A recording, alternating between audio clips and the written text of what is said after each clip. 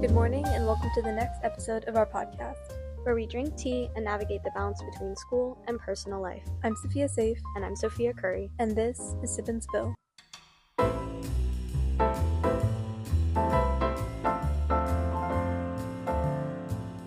Welcome back to the Tea Journal. The topic we'll be touching on today is the what's, why's, where's, when's, and how's of the what if feeling. It's a lot of question words there. Mm-hmm. But essentially, we're going to delve deep into what the feeling is and where it comes from. Yeah, of what if. Mm-hmm. So the what if feeling is the product of counterfactual thinking, which is a highly specialized cognitive process that allows humans to mentally simulate alternative realities. And while it often feels like a glitch that leads to distress, it is actually a sophisticated biological tool designed for learning, behavior regulation, and survival. I think this is like really important to talk about, that this is like something that's been scientifically looked into, because I feel like the what if scenario is something that like we all go through even on a daily basis. We're just like, those what if questions kind of, they can plague us, but it's sometimes like really interesting to dive deep into them and kind of see like what personal growth could we do, and just to see like, it helps you, I feel like, if you, I want to say, go about it correctly, like appreciate where you're at in life. Agreed. And like, honestly, yeah. So the first thing we can get into is number 1, the neural architecture. So this is how the brain builds a what if. So to create a what if scenario, 3 distinct brain networks must coordinate in a complex internal theater. This starts with the architect, which is the default network mode, or DMN, or default mode network, whatever. So this network is active when you aren't focused on the outside world, and it uses the hippocampus to pull fragments of memory and the medial prefrontal cortex, or the MPFC, to reassemble them into a new plausible story. And this, or quote, mental time travel allows you to visualize the past or future vividly. Following this, we have the editor, or cognitive control network. This network switches your focus from reality to the simulation and back again. When it is functioning well, you can visit a, quote, what if, and leave. When it is weak, you lose the ability to switch off the simulation, leading to a ruminative loop. And the last one is what we call the judge, which is the reward and emotion network. And this system assigns emotional weight to the simulation. Your amygdala processes the threat or anxiety of the scenario, while the orbitofrontal cortex, or the OFC, evaluates whether the imaginary outcome was better or worse than your current reality. These are all like big things that I think we'll touch on later in brutal honesty in terms of our own personal experiences with what if, because it's such a unique experience to kind of go about it in a healthy way, because I think we've all experienced the unhealthy what ifs, but to view it from a healthier standpoint and kind of appreciate things by breaking it down into these, 3 networks and really understanding how we build this. Because I honestly didn't know that this was like an actual like complex mental process. Really?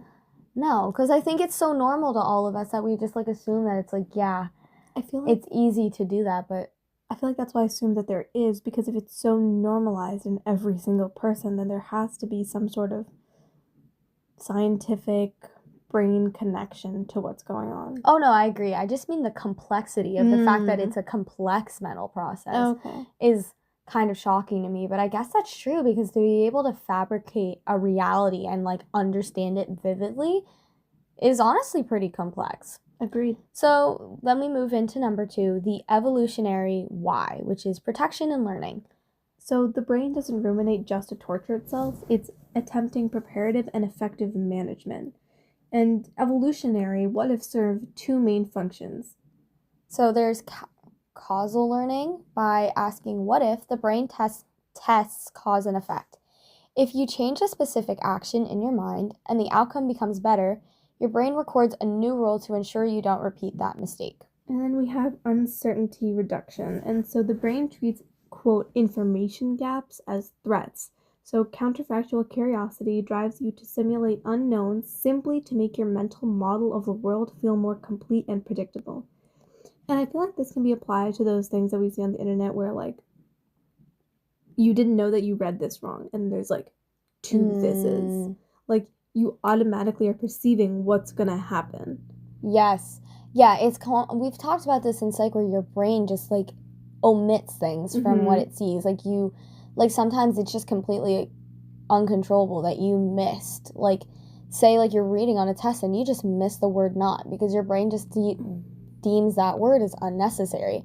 And I think it connects to that because we just completely miss certain information because it's not even our own fault. Like, we don't choose to. Our brain just ignores it. And I feel like in that same way, we fill these gaps, just like this is saying. Yes, that too. We're filling these, like, quote, information gaps. And that's the same thing with, like, those, we've talked about this in our sensation and perception unit where it fills in those visual gaps and we understand what is supposed to be there. Our brain understand what might, like, supposed to be there. Absolutely. So it'll fill in the gaps even though it might not actually be present. And I feel like this also plays a little bit into our last episode about overthinking. For sure. Where we talked about, well, literally quite overthinking. And when you overthink, I feel like we assume so much. Yes, for sure. And I feel like uncertainty reduction plays a lot into that. And I'm actually really glad this What If is coming after that episode because a lot of overthinking comes from unhealthy what if thinking. And we can get back into that later. But moving into the next thing, a search for safety. By replaying past mistakes, the brain tries to fix them in retrospect. By imagining future wow, guys. You good, right. Girl? No. By imagining future disasters, it tries to pre-experience the pain so it won't be caught off guard. And that I didn't know before. I didn't know that either. We're preparing ourselves for rejection in a way. But honestly, that makes sense because it kind of... Actually, that's like a personal connection that I have because that's what I would do with districts. I already admitted to defeat and, like, felt defeated before I walked into the audition, which is part of, like... The reason why you didn't? Why I wouldn't do as well because it's like, well, I'm already defeated mentally, so I'm going to walk in just being like, ugh. And that's, like, and this, again, plays into how your mindset is so huge. And it's trying to fix, you know, because it's replaying past mistakes of, like, me not doing well in auditions. And I'm like, I'm already not going to do well, so why the hell care or whatever. And that's so... That can be really restricting, but it can also be really helpful. So there's positives and negatives that, again, we can go back into later. Agreed. So the third thing we hear is the past versus the future. The emotional flavor of the what if changes based on its direction. And so, beginning with the past or upward counterfactuals, these focus on how things could have been better. So while this leads to some regret and self-blame, it is intended to motivate behavioral change. It is most intense during close calls, like missing a flight by 5 minutes feels worse than missing it by an hour because the alternative reality feels more reachable. Yeah. I think we understand that because it's like when we miss a test by, like, a singular point, you're like, are you serious? Like, I was that close. Versus if you missed it by 30, you might not feel as bad. And then we have the future or catastrophizing. So this is driven by uncertainty. The brain... Uncertainty. Whatever. It's the same thing. Uncertainty. Anyway, the brain uses adrenaline and cortisol to make these hypothetical threats feel urgent. It creates a false sense of control. If you can imagine every possible failure, you feel, quote, ready for them, even if the stress is actually paralyzing you. That's kind of scary, honestly. I feel like catastrophizing is what a lot of us are doing now, especially in our junior year facing college. I'm very used to catastrophizing, and that's something that I need to work on for sure. But yeah, I'm not unfamiliar with that type of, like, mindset. And I think that's, again, going back into, like, overthinking, and we can go back into that later. So, number 4, why we get stuck, the rumination trap. So, a healthy what if is a brief visit used to gain insight. Rumination occurs when the DMN, FPN, and you can go back and review these terms, tug of war fails. Usually, when you need to focus on a task, your executive control suppresses the imagination network. In chronic ruminators, the imagination network stays hyperactive. Furthermore, if your what ifs focus on unchangeable traits, e.g., what if I weren't so awkward, which I feel like is a huge one for teenagers, rather than specific actions, like what if I hadn't said that one thing, the brain enters an infinite loop. Oh, this is like really speaking to me because I'll get like caught in these. Anyway, since you cannot fix a trait in a mental simulation, the brain continues to run the program, searching for a solution that doesn't exist. Wow. So instead of searching for, like, instead of talking about your personal traits or your personality, it's more or less your choices. No, yeah. Because I get caught in these all the time, and I think this is also where embarrassment comes from. And then you'll ruminate, and for me, I'll replay scenarios, even if it wasn't that big of a deal. If I felt like it was that big of a deal, I'll go back and, like, ruminate over it for hours. Right. But I think there's also something to be said about sitting here with the what ifs and looking back positively. And instead of saying, what if I did get something, it's like, what if I didn't? You know, what if I didn't fail that test? Yeah. What if, what if I didn't, end up where I am? Like, it shows you kind of, like, I how... mean, what if I didn't pass that test? No, what if you didn't fail? Oh, in terms of what if you, you did fail the test and you're saying, what if I didn't do that? Like, where would I be? But doing it, those are small. Those are small, but there are also bigger ones. Because I'm thinking from, the what if me and my boyfriend didn't break up? Right. Where would I be emotionally and mentally developmental-wise and, self-esteem-wise? And sip and spill-wise and personal growth-wise. I would be in a extremely different spot, I feel like. Even though... And that's, a bigger change versus, what if I didn't take calc? Right. And that's, where would I be emotionally and physically and, academically? Where would I be? Same thing with physics. It's so odd to me how all these little decisions, you don't even realize how, a decision from, 3 years ago can, majorly affect you. Absolutely. And a lot of, Ivy League, what are they called? Admissions? Not admissions, but people that help kids get into Ivy Leagues. Coaches, yes. Ivy League coaches talk about how your class decisions in middle school dictate whether you're going to get into an Ivy League or not. In order to do well on the SATs, you not need to have, but it's helpful to have taken higher level math classes in middle school. That's daunting, and that's honestly in a way that affirms me, because people would be like, why do you care so much in middle school? And it's because it sets you up. It sets me up for high school, and it's important that I get set up for high school so that I can do well. And in a way that's good and bad, and that's something we can unpack later, because sometimes we do put too much emphasis on smaller things that we don't need to. But again, this goes back to getting stuck in that what if loop of what if we didn't do these things? Absolutely. So I feel like the main takeaway would be, what if scenarios are not just something that are in our head, and they are real complex mental processes that our brain does to protect ourselves and to explore the options to kind of prepare us for the future as well. Not only that, but there are positive and negative what if scenarios. And positive and negative takeaways from using them in the first place. So that pretty much wraps up our tea journal for this week.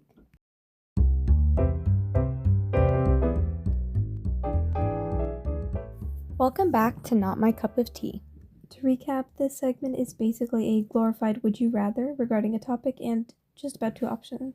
For today, we'll be sticking with our what if theme and talking about coping mechanisms and scenarios to go along with them. So to start, to strengthen your brain's quote off switch and interrupt the what if rumination, you must move from the default mode network, or the internal me loop, to the task positive network, or external engagement. And so we are going to go through 4 evidence-based techniques to build this cognitive muscle, pair with would you rather prompts to help you practice shifting your focus. So the first one is sensory grounding, the 5-4-3-2-1 method. And I think we've talked about this. I think we've talked about it multiple times, actually. Yeah. So This technique forces your brain to abandon mental simulations by flooding the judge or the amygdala with neutral present moment data. By systematically naming things you see, touch, hear, smell, and taste, you anchor your awareness in the now rather than the what if. So, for our Would You Rather prompt, would you rather spend 60 seconds describing every texture on the chair you're sitting on, or 60 seconds identifying every distinct sound you can hear in the distance? I would say it depends. If I'm alone, I would rather describe the texture of the chair. If Really? I'm around other people, I would rather identify every single sound. Do you feel like that's because you feel like it'd be easier to identify sounds with more things going on around you? Actually, I think it's because I'd be scared if I identified every single sound. Because if you're alone and it's like not even nighttime, if it's daytime and you hear things, then you start to think about what those things might be. Do you know what I mean? Okay.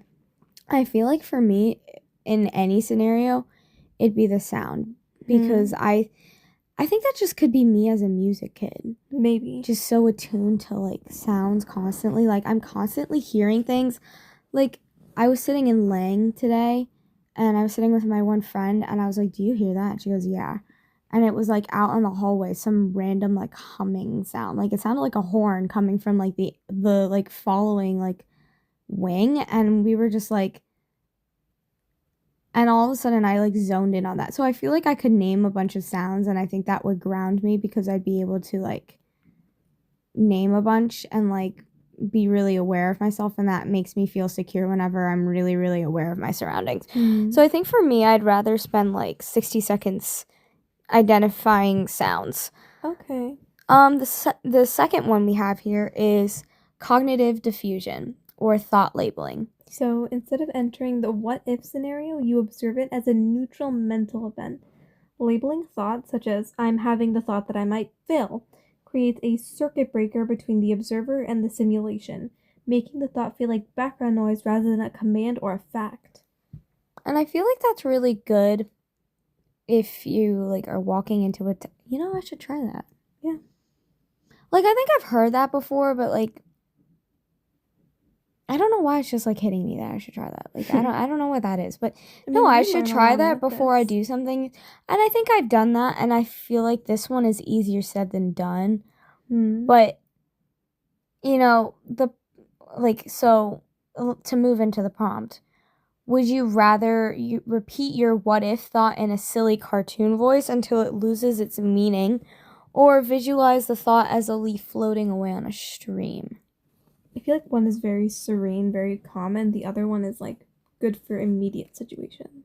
I feel like if I was like going into an audition, because I have like audition anxiety and it's not like, and I know that like that anxiety is usually what makes me play worse than my actual playing ability, is because I just shake so bad and I can't control my nerves. I would prefer, I think, to do the leaf one, but I think the cartoon voice would work better. I also think the cartoon voice would work better because, like, It's imagine stupid. Goofy saying, like, you're not gonna get into the college you want to.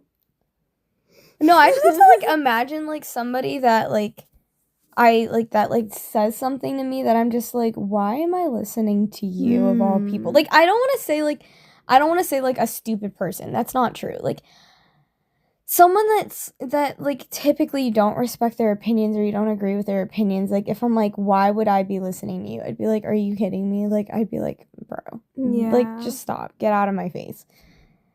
Like I feel like if I was trying to teach myself to sit with the feeling, which is what my parents say a lot to do, is you need to teach yourself to sit with the feeling and accept it, and that helps you move through it, then I would do the leaf one. But I feel like in like an immediate situation, like you said, I would rather do the cartoon voice because it would make it feel less significant to me. Yeah. So the third one we have is scheduled worry time, or the container method, which creates a boundary for your brain's simulation network. Instead of fighting the what if, you give it a 10 to 15 minute appointment later in the day. This satisfies the brain's need for safety search without letting it hijack your entire afternoon. So our small little prompt for this would be, would you rather write down every what if in a 10-minute brain dump at 4 p.m.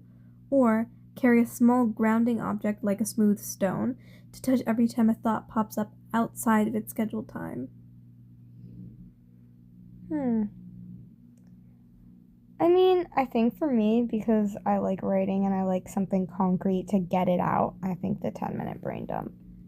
I think a grounding object would be nice for me because I feel like texture would pull me out of something.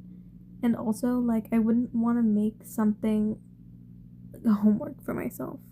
Yeah, that's true. That's the only other thing is like, but I feel like if I don't schedule it, then I'm not gonna do it. Because I even already now, when I tell myself I'm gonna do something at like X a.m. in the morning or whatever, it's hard for me to do because I'm already exhausted. But like, this would be more of a liberating feeling, so I would do it. And I feel like you're right with the texture thing, but I do that a lot during the day anyway, that it's kind of like, I don't know. I feel like I would have to try them out. You know? I would have to understand the benefits to, like, both and understand, like, how either would help me because I feel like right now I'd rather go with a 10-minute brain dump because I like to see my thoughts on paper because it helps me, like, digest them because it's like talking. Okay. So then our fourth and last scenario is called the physical shock or like a temperature reset. And so when rumination is high, your nervous system is in a state of hot arousal. So splashing cold water on your face or holding an ice cube triggers the mammalian? Sure. Dive reflex, which instantly lowers your heart rate and forces the brain to prioritize physical survival over mental simulation. So our prompt is, would you rather hold an ice cube in your hand until it completely melts or do 20 rapid jumping jacks to force your brain to focus on your physical movement? Jumping jacks. Me too. Cold is too much for me. It's not even cold is too much. I just feel like I already do that. Like, sometimes I rub an ice cube on my face to open up my pores as part of my skincare. I do think the temperature reset is a good thing, like, when you're, like, falling asleep or if you do need a reset, like, that's a good idea. But I feel like if I'm in, like, a big, like, what-if rumination spiral, I really don't think ice is gonna help because I feel like I'd be so stuck in the loop that I'd just be like, yeah, it's cold. Whereas doing jumping jacks, I'd be focused on, like, I'd be out of breath and just working out gets me out of my head. Okay. Like, whenever I'm upset, I want to immediately go for a run. Interesting. But, of course, I'm always upset at night, so I can't. Yeah. And we don't have a treadmill, so, yeah. Jumping jacks works then. Yeah. Okay. So, to wrap it up, we went through 4 different methods of coping with these what-if scenarios, starting with sensory grounding, which is the 5, 4, 3, 2, 1 method, where you name things that you see, touch, hear, smell, and taste, so anchoring yourself in the now using your senses. The second one we have is cognitive diffusion, which is labeling your thoughts and kind of, circuit breaking yourself from the observer versus being a part of the simulation. Third, we have scheduled worry time, or the container method, where you set a time for you to worry about something, and that allows your brain to kind of satisfy that safety search. And fourth, we have the physical shock, which is temperature reset, which I think is pretty self-explanatory. Yeah, pretty self-explanatory. Okay, so that's the end of Not My Cup of Tea.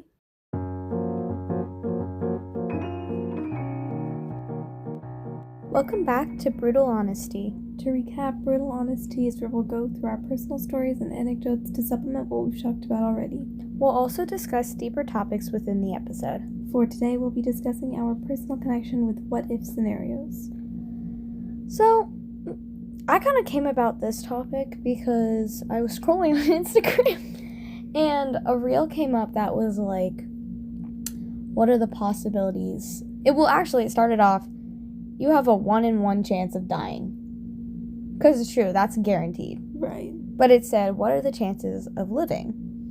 And this girl went through all the stats of how we basically had to defy physics to, like, be alive. And yet, here we are doing that. And, like, beating, like, it was, like, 1/10 with, like, 27 million zeros following it.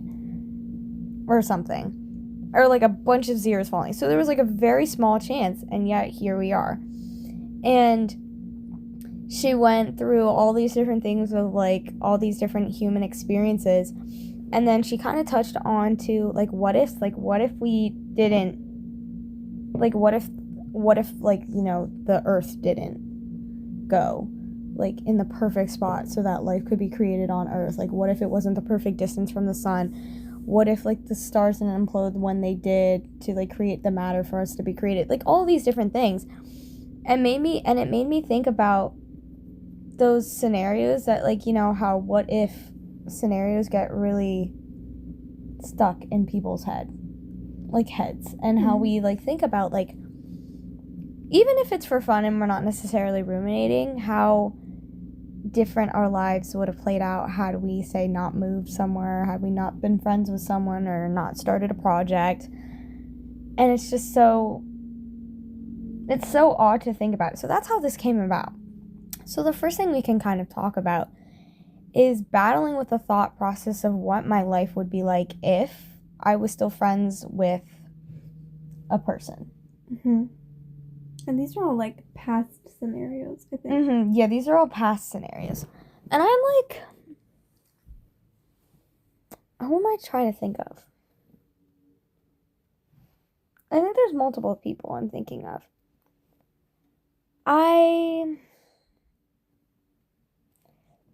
The one person I'm thinking of is too recent. Mm-hmm. But, or I guess I'm thinking of two, but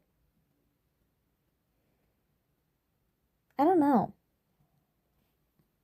What if, say, like, okay, was there someone that you were really close with in, like, middle school or elementary school that you're not close with anymore? Yes, in a way. She used to be my best friend. Mm-hmm. And then she got a boyfriend. Mm. And then she started, in a way, hanging out with him a lot more. Mm.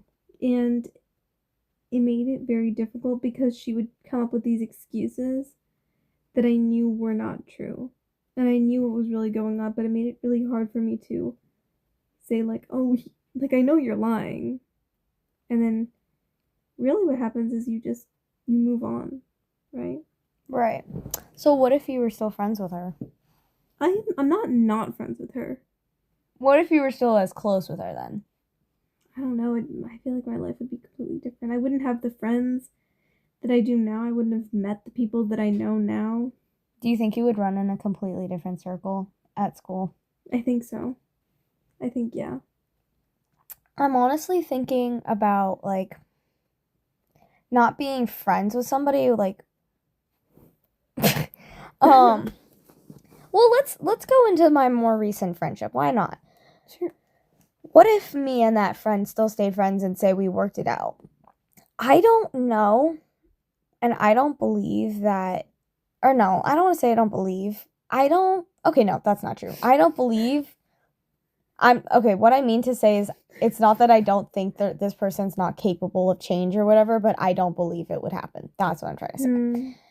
Or it would happen in a time frame that I would be able to continue sustaining the friendship, because I feel like I would have continued feeling ashamed or feeling like I would have to walk on eggshells around this person.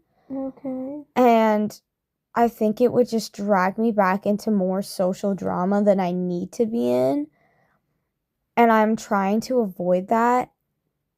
And so I think it also plays into what if I wasn't friends with, like, my one friend, because Sophia's listened to me go through, like, a bunch of scenarios with this person that it's, like, insecurities and other things, and then this person in relation to other people and their friends, and those friends in relation to me, and it's kind of, like, exhausting almost, but it's also, like, the joke that I've been making recently a lot is, like, our high school has put me through character development, and, like, high school really puts you through character development. And I was joking that I was like, I don't need any more character development. Yeah. Like, that's enough. It's okay. Like, I feel pretty developed. My phrase was like, I think I'm developed enough.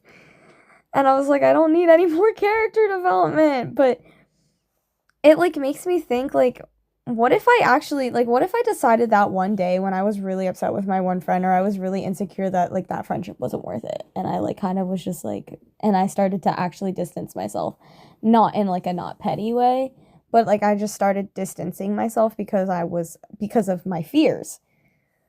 And I think, honestly, if that were to pan out, I would be, like, I feel like I would feel like I was missing something. For sure.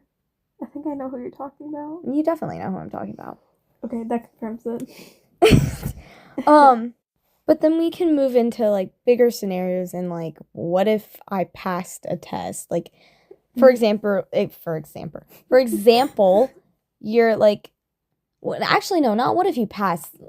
How about like what if I didn't? Well, what if you didn't pass your like driver's test? You know? I feel like this is more ruminating on what like your fail like what if I actually succeed instead of what if I failed? Like if say you didn't pass a test, what if I had passed it? Right. Like, what would have like how would my trajectory have gone if this went right? And I think from my perspective, it's because I did pass my test that it's like, what if I failed? That I'm like thinking about like how different would have been. And realistically, in terms of like a driver's test, I don't think it would have been that big of a deal because I genuinely think you can like schedule another test like a day later. You can take them 3 times, I think. Wait, like max like ever? No. Before retaking your permit test, I could be completely wrong. We should retake your permit? I didn't even know that. Girl. Oh, jeez.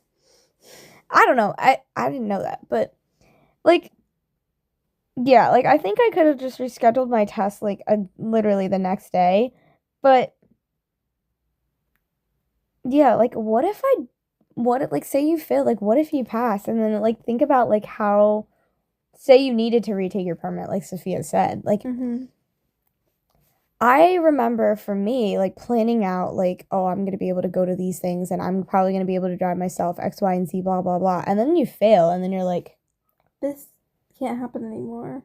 You're like, oh, all those plans that I made, like, gone. I can't do them. And then you have to, like, rely on your parents again or other people for rides, which could strengthen your relationship with, like, a friend. But, like, for me, what if I didn't pass? Like, then because I take Sophia to school, like, almost all the time. Every morning, yeah. Like, and I love it, and, like, it's completely fine. Like, our parents are fine with it. But I'm like, what if I didn't? Like, we were already close, but it's nice to kind of have that routine, and I like having someone in the car, and just, if I didn't pass, I wouldn't be able to drive my friends' places, and I genuinely like driving my friends' places, because I like having someone in the car, but also driving it. Like, do you know what I mean? So then we can talk about dating, because that's what I feel like a really big one. Oh, I just skipped college. We can go back to college. But, yeah, let's touch on dating. So, say you break up with someone. What if you guys had worked it out? So, like, me and my ex? Sure, we can go there. I don't think I would have made the personal growth development I would have needed to make. I feel like these what if scenarios just play into everything happens for a reason. Yeah. Actually, I want to know your perspective. Do you think I would have grown? Like, do you think I would have been able to leave? I don't think so. Really? You guys were in a relationship for a really long time. I think you would have had trouble letting that go. Yeah, because I already did. I think, like, you don't think I would have made, like, the personal growth? I mean, it would have taken longer. Sip and Spill itself was kind of born from that struggle. Yeah, you're welcome. Girl, I'm kidding. The struggle of listening to you talk was enough for me. Yeah, you're welcome. Okay, anyway. Wow, feeling some shade here. A little bit tangential, but no, like, I think I would have made personal growth. I think it just would have taken much. Direction. It would have been in a different direction, and it would have taken much longer.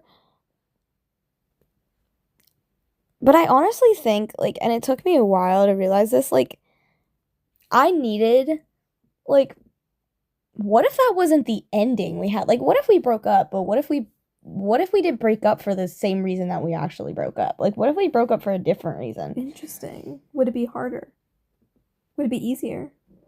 I feel like I'm not almost. I'm glad it happened that way because Interesting. if he had told me, for context, he cheated on me. I know that's really blunt, but like, if he had come to me instead and told me like he found someone else, it would have been easier for me to let go because I've told him that like I would let go several times. But I don't think I would have made as much of a personal growth as I would have because I would have like, well, he didn't feel the need to cheat on me. He told me that he found a better connection with someone else and he valued that more and he respected me enough to tell me. But that wasn't the case, which forced me, and I was forced to let go because it was just out of nowhere right in my face, like he cheated on you. And I'm like, what the heck? That it forced me to like grapple with issues that I already had, that why wasn't I good enough, to a more extreme extent, which pushed me into a higher level of change than I think it would have if he had told me. Mm-hmm. Now, would I have preferred that he told me? Yes. But I'm grateful that that's how it panned out because I'm like, I think I made such massive personal growth that wouldn't have happened if we had like a cordial breakup. Not to mention, you made friends that you wouldn't have made if you were still with that person. That's true. That's true. My whole like closest friend group right now probably wouldn't exist at all. Yep. I probably wouldn't be going to prom. Exist, but they would exist without you. Damn. Okay. No, I don't think so. Why not? To an extent, yes, but like, oh yeah, actually, you're right. We wouldn't be going dress shopping because I'm the one who's organizing this. That's right. Which I'm fine with. Like, PSA, I'm totally fine. Like, I love organizing things. But I really feel like in a lot of friend groups, because I told Natalie, like, I told my friend, look at how many random friend groups you're a part of now as a result of being friends with me. Yeah. Because, like, we have all these random group chats because our one friend, like, I started talking to him, and then we created a group chat as a result of that. So then we had like a mini group chat. And then that same friend came and wanted to tell me and Natalie something, but he also wanted to tell someone else. So then there was this other group chat created that we now have. And then because we all became friends, then they were like, let's go to prom. And then my other friend started dating Natalie's boyfriend's friend. And so now... And I'm friends with her, but then I, like, became a unifying factor between her and Natalie, and now we're all, like, friends, and now there's this one big, giant friend group. Like, I feel like, and then I was a unifying factor between you and Natalie. That's true. So I would have been friends with Natalie. You would not have been friends with Natalie. So... I feel like I'm, like, if I didn't... A lot of your closest connections... Now, like... And I actually think about that a lot. I'm not gonna lie. I think about that a lot because... So was it worth it? Oh, for sure. Wow, okay. Like, I don't mean that in a mean way. Like, I mean, like, because I say this all the time. Like, I appreciate everything that I got from that relationship, and it taught me a lot, and I'm beyond appreciative for all the good times we had because I genuinely did appreciate him. Like, I still do. I just don't appreciate his actions now and what happened. But... if it wasn't for that, I wouldn't have gotten close with Natalie like that in the first place. Yeah. Like, that's kind of wild. That's true. Actually, yeah, because I do think about that a lot. Like, how different my life would be if I hadn't broken up with him. Because even my one other friend from orchestra, I would not be nearly as close with him if we didn't break up. Like, huh. Yeah, that's a lot. But, like, when I really break it down, like, I can kind of see because I'm like, I've never talked to so many guys in my life and been just friends with them. And felt completely okay with that. And I don't feel any pressure to, like, be worried. And it's, like, very freeing because that would not have been the case if I was still with my ex. Right. But anyway, what if the dreams did come true and we did stay together And you had kids. and we had the whole plan that we had planned out? Honestly, I feel like I would be happy because I know myself well enough to know that I would push for growth and change because I had already been doing that during the relationship. And I think there would have come a point where I would have gotten fed up and I would have been like, no, this is not healthy. This is not okay. I refuse to forfeit my peace. And just like I said, it would have come at a later time. But it still would have come. But I think I would be happy. Yeah. Because I genuinely did appreciate that relationship. And there's still a part of me that wishes it worked out because I genuinely did love him. Mm-hmm.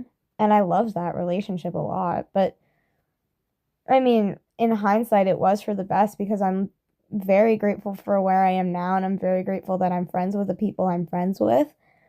And that I get to hang out and do the things that I do. But at the same time, it's very, I think I would have found happiness either way.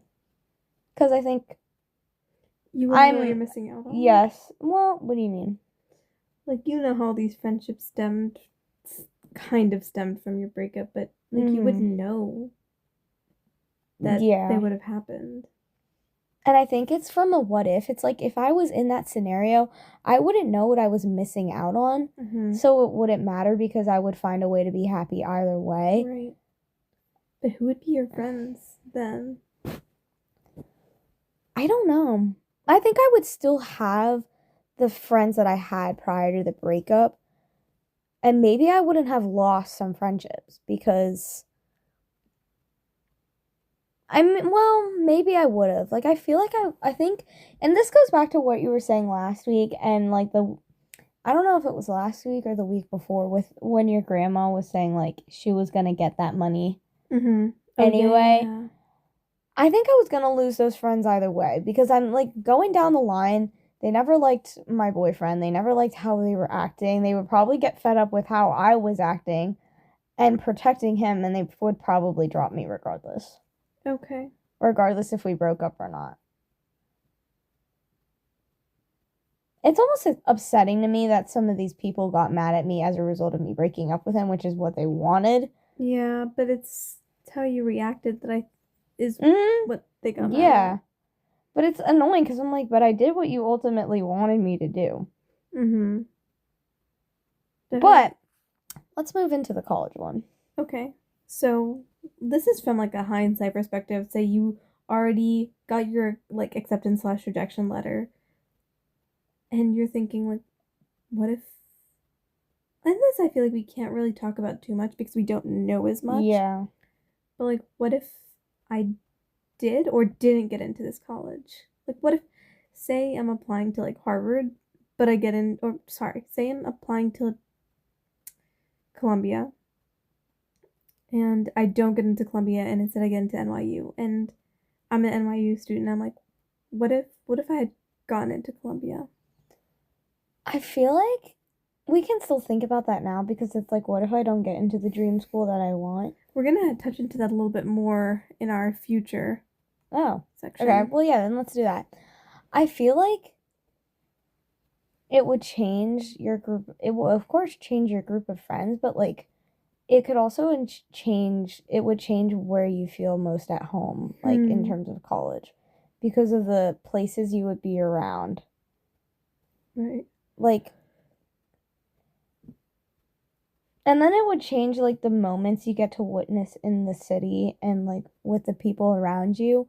And that's crazy. Imagine you saw someone, you saw this one they do street players, there's people busking.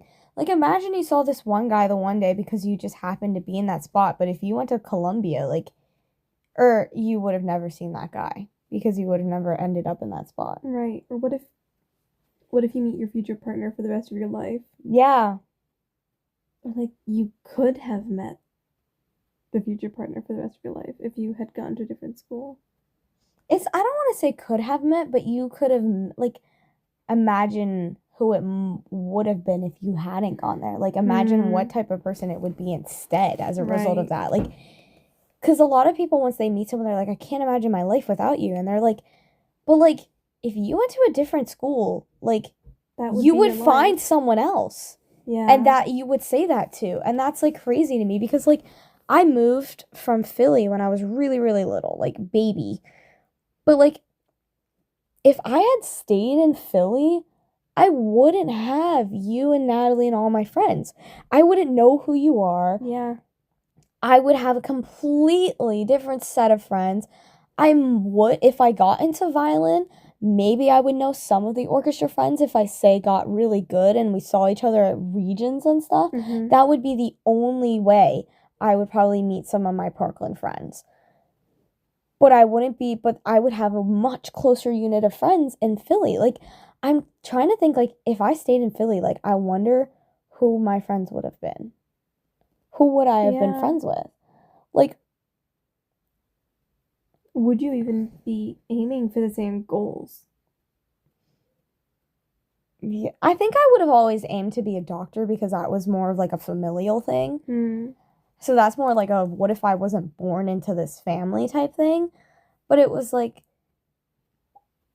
I think I would always, I genuinely think no matter where I was, if I was born in this family, I probably would have ended up interested in pediatrics either way.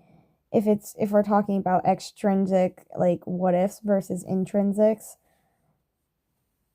like if I stayed me, but I was like me in a different place, like I think I would still want to be like a pediatric surgeon, but maybe my motivations would be different. Mm-hmm. Maybe my mental health would be different, and my support system, of course, would be drastically different. That's like crazy.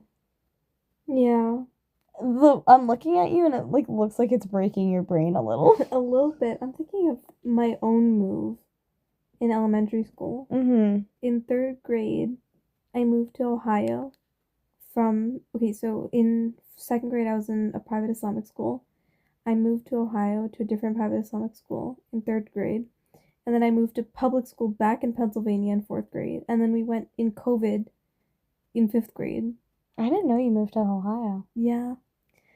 And so I feel like, what if I never moved? What if I stuck with the friends that I had? And I feel like I'd be a lot more confident and I wouldn't have to work on that so much because I feel like because of how unstable my childhood was when it came to location, I was never really able to form an attachment to a place ever. No place ever really feels like home. I feel like I can get not comfortable, but I feel like I can settle pretty much anywhere. Right. Do you know what I mean? Do you remember your friends from Ohio? I do. I remember a couple, just faces, not names. I was gonna say, I was like, have you ever looked them up on Instagram? No, I don't know their names. That would honestly really bug me. I blocked a lot of my childhood out. Yeah. I don't remember a lot, and I especially don't remember middle school. Really? Middle school? Nope. It feels like my memory starts maybe mid 8th grade. Yeah, what if we remembered more? Yeah. Because I know there are things that I definitely forgot and people I forgot. And I think back to like when I was in CCD, which is like catechism class for like Catholicism. And I remember the one year they were like telling us like, oh, come join the children's choir. And they were like, it's open house. You can just totally come join. And I loved to sing. And the one day, like, my dad brought me and I shared this binder with this one girl. And she was so sweet. I think she was only a little bit older than me. And then I was like, I'm going to remember her name. I'm going to remember her name. And I don't remember her name anymore. And it makes me kind of sad. And it almost makes me wonder if I've met her again. And I just don't realize it's her. That'd be interesting. Because I think she was only a year older than me. Mm-hmm. And I know a lot of kids who go to that church. Like, in terms of my age range. So I'm like, what if, like, I never forgot her name? Like, would we be closer? What if I went back? Because my dad wouldn't take me back to another practice for whatever reason. He was like, no, it's too late or whatever. And I was really sad.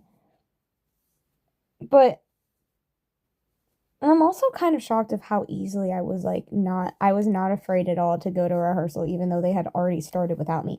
Like, they've had rehearsals prior to me being there. Like, now I feel like I would feel a lot more awkward. Yeah. But, like, then I didn't care at all.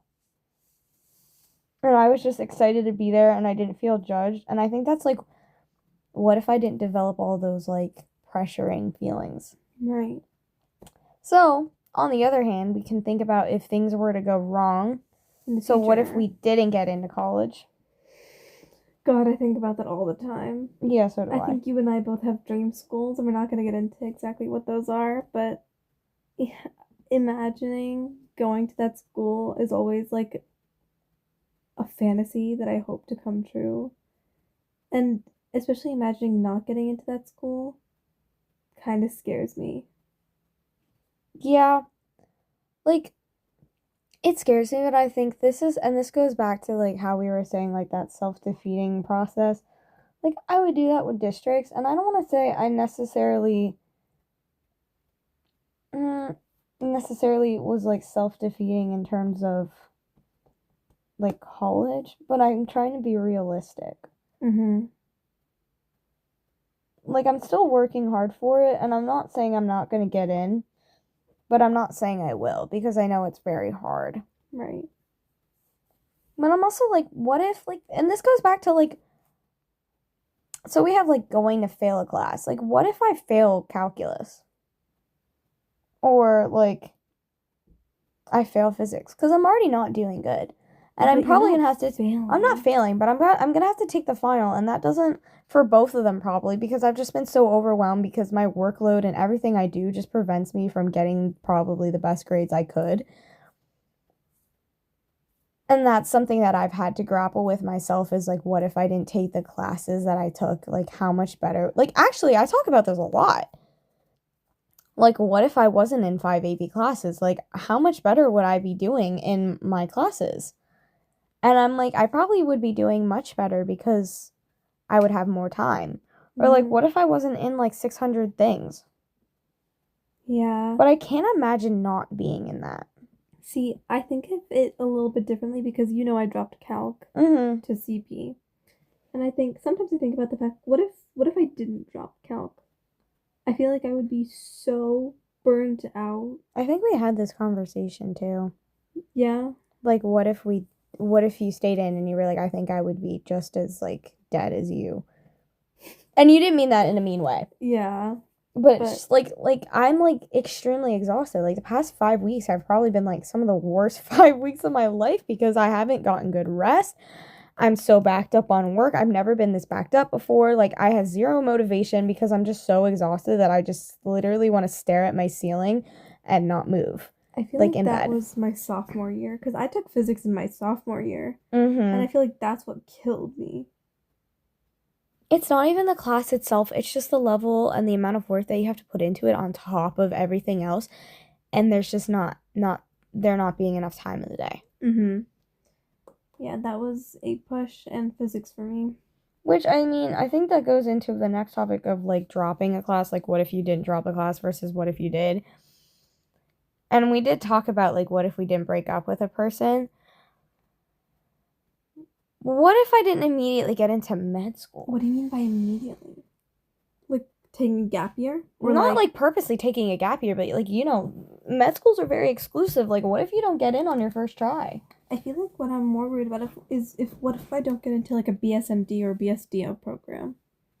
See, I feel like for me, I'm just, like, I'm trying to be realistic, and as much as I would love to do that, I'm like, I don't think I've researched them enough, and I'll probably apply to some, but it's just, like, I'm not really worried about that. I just want to get into college. I feel like my goal is to get into a direct admit program to med school so that I don't have to worry so much about that. And I feel like that's where like the mitigation part of that comes in, where I'm like, I'm thinking of that what if, and I'm trying to figure out ways to, like, figure that out. You're thinking about, like, a long-term what if. And see, for me, like, I would like to do that, but I feel like I already put so much pressure on myself, I can't afford to do more. Like, I can't afford to put more pressure on myself like that I'm just, like, I'm rather trust myself and trust that I can do it and trust my future self to, like, work hard enough to get in. what if you didn't stay friend? Like, okay, well, let's not go back into unpacking it. Like, what if I dropped my one friend? What if you Not dropped. What if I distanced myself from her because of my insecurities? I feel like you'd be losing a great friend, honestly. Oh, I agree, but like, I feel like I would feel like I'm missing part of myself, because even now with my other friends, I feel like I'm missing a part of myself because my friends are my life. Like, the people around me are my life, because I'm such a social person that it's like I can't imagine my life without other people in it. What if we didn't stay friends? Oh my God.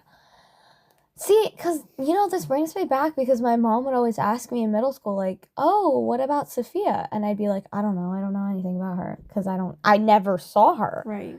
I would be like, I think she's good. I don't really see her that, like, and my mom would always be like, are you not friends anymore? And I'm like, it's not that we're not friends per se, but we're like, we're not close, we're not anything, because I'm like, I just don't see her. And it's like, I don't have her number to reach out or anything. So it was like, we're not close. Mm-hmm. And it was like, now I can't imagine my life without you. 100%. One, because you annoy me all the time. But two, because it's just like, because you're literally like with me all the time. Like, and I love that. But I'm like, I can't, like, it's almost odd to me that in middle school we never talked. I know, because in elementary school we would talk. Yeah. We played basketball together. Don't even bring that up, because our parents will immediately go on like a whole large tangent. God, no, thank you. No, thank you. I don't want to remember. Do you remember what our team was called? Yeah, the Gucci Broskitos. Don't ask me where that name got. What if we weren't named the Gucci Broskitos? I genuinely think like that was our official name, and other coaches in the league had to say to their team, we're playing the Gucci Broskitos. Like, but hey man, we went undefeated, so yeah. Don't mess with the Gucci Broskitos. But it was because the people on our team were like incredible, actually. We were all good though. I was absolutely horrible. You weren't that bad. Girl. Okay, anyway. Well, I'm not close. Well, we were really, like, everybody was really, really, really, really close on that team. Mm-hmm. Like, I loved that team. That's the most fun I ever had with basketball, ever. And now I'm not close with some of those girls at all. Yeah, sometimes I see them in the hallway and I'm like, oh, I know who you are. Yeah, I'd see them in the hallway. I just realized I know someone from the team that I didn't realize that she was from, and now I realized why I recognized her. That's so funny. Oh my God. I'm still friends with, like, the one girl. Like, I'll see her in the hall, and she'll be like, oh my God, hi. But, like, I don't have the desire to be as close with her as I did when I was, like, in 5th grade. And I think that's just because, like, my 5th grade, like, idolized people who were older than me. And I thought it was just really cool to be friends with people that are older than you. But, like, that's how it is when you're younger. And then the older you get, the more normal it is to have friends that are older than you. Like, now, like, a lot of my friends are seniors. And I was telling someone yesterday that I have, like, secondhand senioritis because I spend way too much time around my senior friends. Girl, I don't get senioritis, to be honest. Like, what do you mean you're losing motivation in the last stretch? I feel like that's when, like, the burst of motivation comes from. See, for me, I feel like next year I agree. But this year, I'm so tired because I just want to be done. Yeah. Because I'm just tired and I'm, like, exhausted and I just want to be done.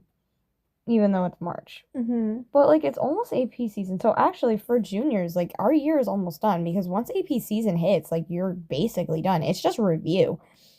That's the only blessing of taking all AP classes is for, like, the next 2 months. That's true. Your teachers just want to do review. And it's almost like your brain kind of gets, like, a break a bit. I say that now, knock on wood. Hopefully that's, like, the case. And then our last one is going down a different career path, which starts now, I feel like, which is kind of crazy that choice basically begins now, where it's like, oh, you're choosing what major you want to go into. Honestly, I think about this a lot because I still have a passion for other things outside of medicine. And because I'm not as strong in like the sciences and maths as I am in like humanities, that it makes me wonder, should I be like not like a writer, but someone who is like a psychologist or who does more intellectual thinking than scientific thinking, no matter how much I love medicine. And that's like a really scary thought to me because I don't know what, maybe part of my draw, like my interest and draw to medicine is the fact that I know exactly what I want to be and I like to have a plan. I agree with that. And I wouldn't know what to major in if I didn't You and do I that. both made like our entire futures, planned them out. Yes, like I would get made fun of it like when I was like 8 because they'd be like, why does Sophia have her whole life planned out? Yeah. And it was just like, because I like to know where I'm going and what I'm doing next because it keeps me going. It keeps me motivated. So like, what if I didn't have that plan? Like, would I be freer? Would I be mentally freer or would I be more stressed out? Like part of me thinks like I think I want to think I would be more stressed out because the idea of not having a plan freaks me out and I don't like when I don't know what to do. But honestly, when I go out with like my one friend and we don't have a plan and we just figure out what to do, sometimes it's kind of freeing. But I'm like, that could just because it's recreational. But I'm like, what? Because like even she has like a plan for college and stuff. But I'm like, it scares me because I want to connect my love of like the humanities to science. And those like deep intrinsic like thinking, like not intrinsic, not intentional. It definitely starts with an I though. I have no idea what you're talking about. I don't know. Like this deep like intellectual thought process, I guess. That's not the word that I'm trying to think of, but like just introspective, that's what I mean. Okay. Like introspective thinking. Like because I've always been kind of like introspective, like very like analytical of myself. And I wish I was able to do it in a way. And it's almost like, what if I wasn't as critical of myself? Like, because I was watching like an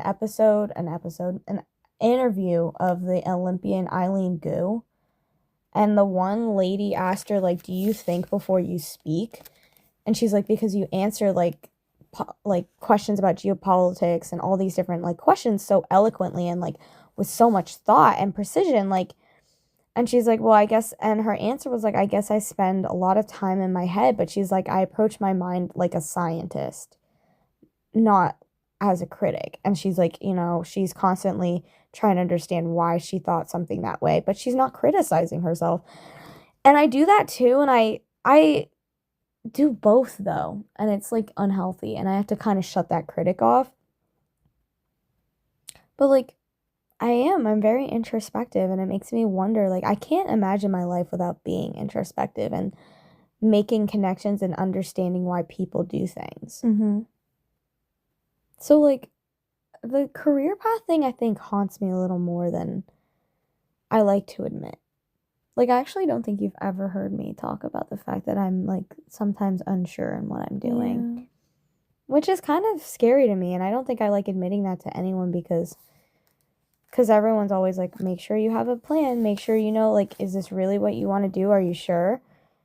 And I want to say yes, I guess, because having a plan is comforting to me.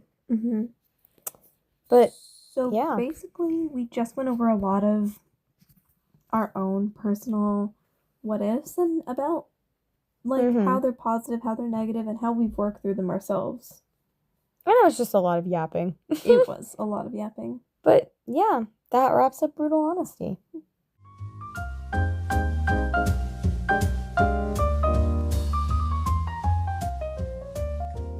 Thank you so much for listening to this episode. I hope you'll join us next week on Sip and Spill.